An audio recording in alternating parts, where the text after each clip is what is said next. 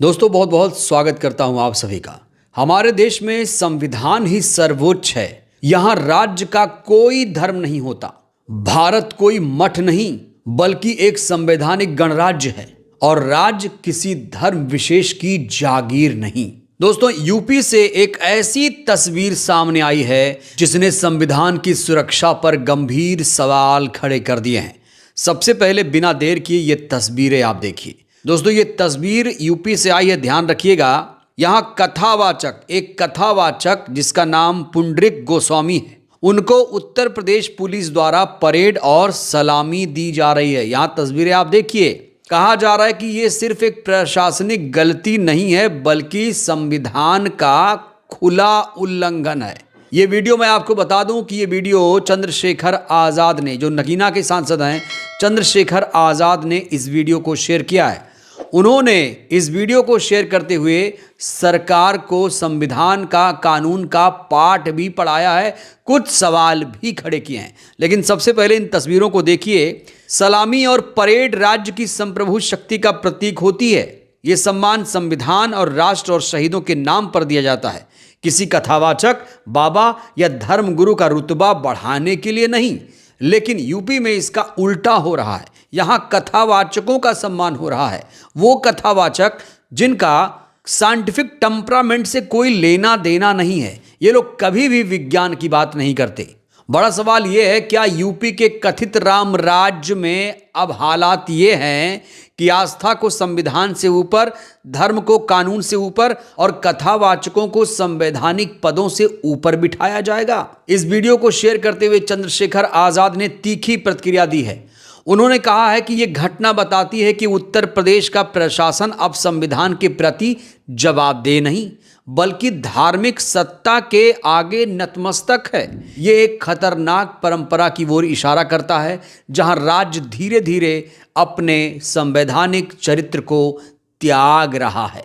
उन्होंने इस वीडियो को शेयर करते हुए कुछ गंभीर सवाल भी खड़े किए। उन्होंने लिखा है एक्स पर कि पुंडरीक गोस्वामी हैं कौन, वे कौन सा संवैधानिक पद धारण करते हैं, किस कानून या प्रोटोकॉल के तहत उन्हें गार्ड ऑफ ऑनर दिया गया। क्या अब उत्तर प्रदेश में धार्मिक पहचान ही नया सरकारी प्रोटोकॉल है? इसीलिए चंद्रशेखर आज़ाद ने यूपी की सरकार को कानून का पाठ भी पढ़ाया। उन्होंने संविधान से प्रेरित होकर 3 महत्वपूर्ण बातें कही हैं। पहली बात उन्होंने कही है इस वीडियो को शेयर करते हुए, संविधान की प्रस्तावना भारत को धर्मनिरपेक्ष राष्ट्र घोषित करती है, किसी एक धर्म का सेवक नहीं। उन्होंने आर्टिकल 15 का भी हवाला दिया। उन्होंने लिखा कि धर्म के आधार पर विशेषाधिकार देना असंवैधानिक है। तीसरी बड़ी बात, अनुच्छेद 25 से 28 राज्य धर्म से दूरी बनाए रखेगा, चरण वंदना नहीं करेगा। इन 3 पैमानों पर यूपी सरकार को कटघरे में खड़ा कर रहे हैं चंद्रशेखर आज़ाद और साफ तौर से कह रहे हैं कि यूपी में संविधान की हत्या हो रही है। यहां पर राज्य धीरे धीरे अपने संवैधानिक चरित्र को त्याग रहा है। लेकिन बड़ा सवाल यह है, क्या इतने गंभीर मुद्दे पर सिर्फ एक सांसद के बोलने से काम हो जाएगा, इसका असर हो जाएगा? बाकी सांसद क्या कर रहे हैं? हमारे देश में 543 लोकसभा सांसद हैं, उसमें से 2-4 लोग ही इस पर रिएक्शन दे रहे हैं। और जो SC ST OBC के सांसद हैं वो क्या कर रहे हैं? जो आरक्षित सांसद हैं वो क्या कर रहे हैं? 121 सांसद आरक्षित हैं। संविधान नहीं होता तो ये लोग सांसद भी नहीं बनते। लेकिन जब जब संविधान पर हमला हुआ तब तब इन सांसदों ने चुप्पी साधे रखी, कुछ भी नहीं बोला। चंद्रशेखर आज़ाद ने मुखर तरीके से आवाज़ बुलंद की, न सिर्फ वीडियो शेयर किया बल्कि विस्तार से इस घटना के बारे में देश की जनता को जानकारी भी दी है। और मुझे लगता है कि चंद्रशेखर आज़ाद की तरह और भी नेताओं को इस मामले पर संज्ञान लेना चाहिए। जब ज़्यादा लोग इस पर आवाज़ बुलंद करेंगे तब सरकारें दबाव में आएंगी, नहीं तो ऐसी सरकारों के हौसले बुलंद ही होते रहेंगे। उनको लगेगा कि ये देश धर्मनिरपेक्ष राष्ट्र नहीं है, ये तो धार्मिक राष्ट्र है। और आप जान लीजिए कि इस समय कई सारे ऐसे उदाहरण देखने को मिले जब संविधान की सुरक्षा पर सवाल खड़े हुए। एक बाबा है जिसने हिंदू राष्ट्र के लिए पदयात्रा निकाल दी थी, वो भी संविधान पर बहुत बड़ा हमला था। अभी हाल ही में बहराइच कोर्ट का एक फैसला आया जहां पर फैसले में मनुस्मृति का हवाला दे दिया गया। मनुस्मृति का हवाला एक जज ने दिया अपने फैसले में। तो बड़ा सवाल यही खड़ा होता है, जब हमारा देश संविधान से चल रहा है तो फिर जज लोग संविधान से ना चलकर किसी दूसरे विधान से क्यों चल रहे हैं? जब हमारे देश के पास इतना खूबसूरत दस्तावेज है, पवित्र दस्तावेज है, जिसमें कोई कमी नहीं है, जिसमें बोलने का अधिकार, चलने फिरने घूमने का अधिकार है, पढ़ने लिखने स्वास्थ्य का अधिकार है, तो फिर कौन लोग हैं जिन्हें संविधान से दिक्कत है? बड़ा सवाल ये है दोस्तों।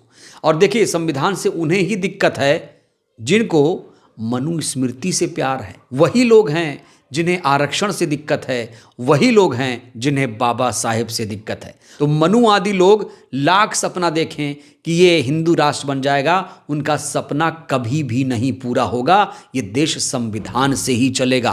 कोई कितनी भी कोशिश कर ले, ये देश संविधान से ही चलेगा। ये देश धर्मनिरपेक्ष राष्ट्र रहेगा। कोई धार्मिक राष्ट्र ये देश कभी नहीं बनेगा। बाबा साहेब का संविधान इतना मजबूत है, उसे लोग बदल भी नहीं सकते। लागू करें ना करें वो बात की बात है। संविधान अभी भी लागू नहीं हुआ, याद रखिएगा, संविधान लागू नहीं हुआ है। जिस दिन संविधान पूरी तरीके से लागू हो जाएगा, उस दिन 80 करोड़ की जो जनता है वो अनाज लेना बंद कर देगी, अनाज लेना बंद कर देगी। और देश तभी सही मायने में विश्व गुरु बनेगा जब हमारा देश पूर्ण रूप से धरातल पर लागू होगा। लेकिन ऐसा कब होगा? ऐसी क्या कोई सरकार कभी हमारे देश में आएगी जो संविधान की इज्जत करते हुए उसे पूरी तरीके से लागू कर पाएगी? बहरहाल दोस्तों, इस वीडियो में इतना ही। चंद्रशेखर आज़ाद ने जो ये वीडियो शेयर किया है, इस खबर को लेकर आप लोग क्या सोचते हैं? खबर अच्छी लगी हो तो वीडियो को लाइक करिए, चैनल को सब्सक्राइब करिए, राय दीजिएगा। बहुत बहुत धन्यवाद।